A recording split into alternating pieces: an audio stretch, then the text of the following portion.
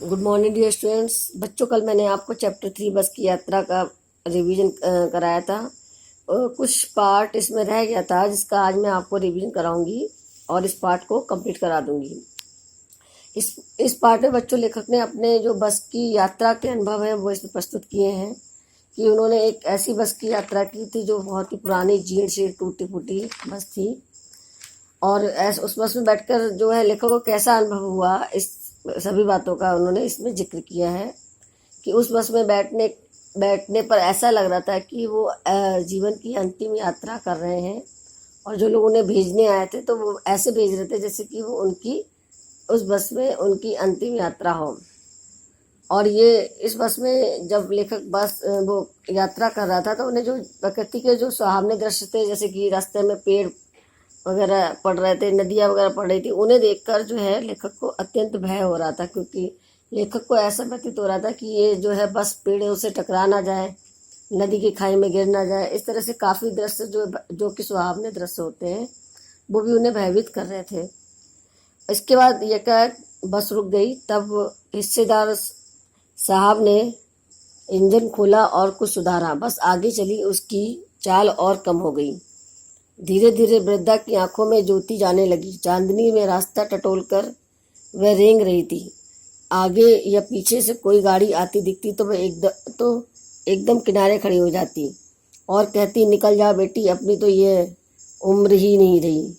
यहाँ पर लेखक ने बताया है कि जब बस रुक गई जगह तो जो उसका बस का जो हिस्सेदार यानी था, जो हिस्सेदार साहब था, उसने इंजन खोला और उसमें कुछ सुधार करा।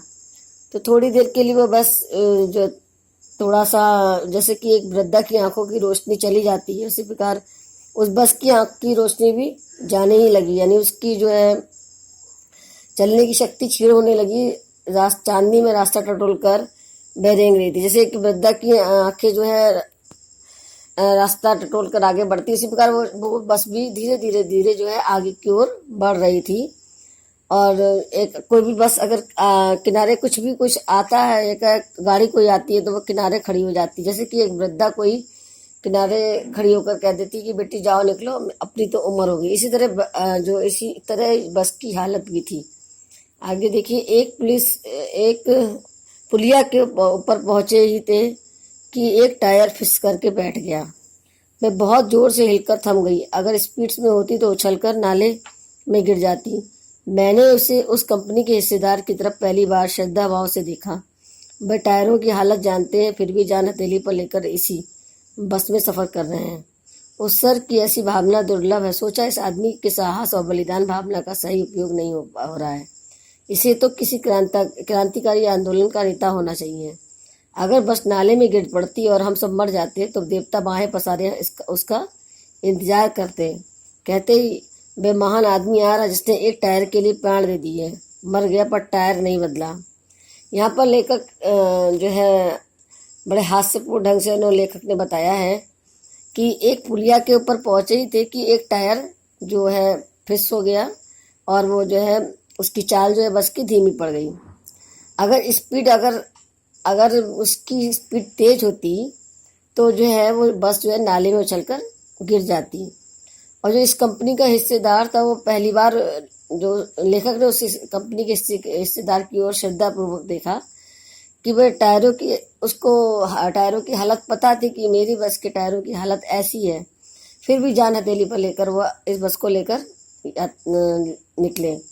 तो ऐसी उत्सव की भावना दुर्लभ है। मतलब ये एक क्रांतिकारी में जैसे होते हैं, क्रांतिकारी लोग जो होते हैं अपने अंदर साहस और बलिदान लेके आगे बढ़ते हैं, उसी प्रकार ये बस भी, जो बस वाले जो हिस्सेदार थे, बस का जो हिस्सेदार था, वो इतनी बेकार और जीर्ण शीर्ण बस लेकर अब सबको लेकर उस बस में यात्रा करने के लिए आगे जो बढ़ा, वो एक क्रांतिकारी की तरह ही समान लग रहा था लेखक को। कि जैसे क्रांतिकारी होते हैं कि अपने जान को परवाह किए बिना आगे बढ़ते हैं, उसी प्रकार वो भी बस में यात्रा करने के लिए सबको लेकर आगे बढ़ा। अगर बस नाले में गिर पड़ती और हम सब मर जाते तो देवता जो है बाहें पसारे उसका इंतजार कर रहे होते।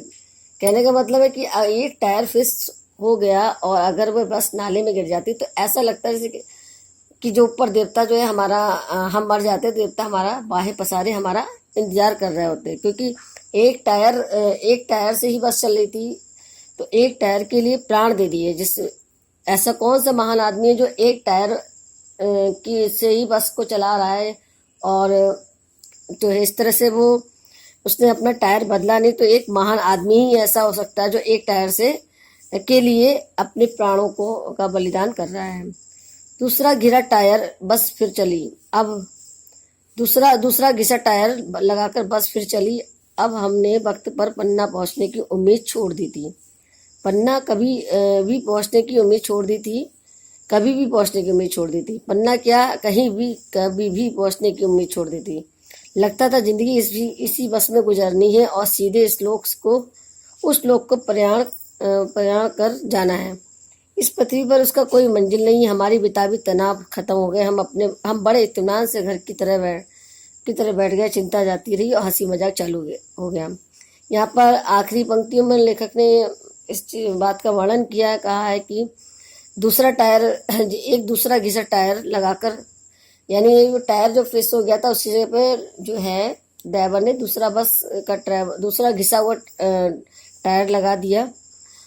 तब तो हमने जो है वक्त पर पन्ना पहुंचने की उम्मीद छोड़ दी। पन्ना क्या, लेखक बताते हैं कि हमने पन्ना क्या पूरे घर पहुंचने की उम्मीद ही छोड़ दी थी, बल्कि हमने उम्मीद ये करी थी कि शायद हम घर कभी नहीं पहुंच पाएंगे और सीधे उस लोक को प्रयाण कर जाएंगे, यानी हमारा अंत हो जाएगा और वही हमारी मंजिल है, कोई दूसरी मंजिल नहीं है। हमारी बेताबी तनावी खत्म हो गया। हम आराम से जो है इत्मीनान से घर की तरह बैठ गए और सारी चिंता, उस बस में बैठ के हमारी सारी चिंता खत्म हो गई और हमने सब कुछ सोचना बंद कर दिया। इस तरह हमारा हंसी मजाक चालू रहा।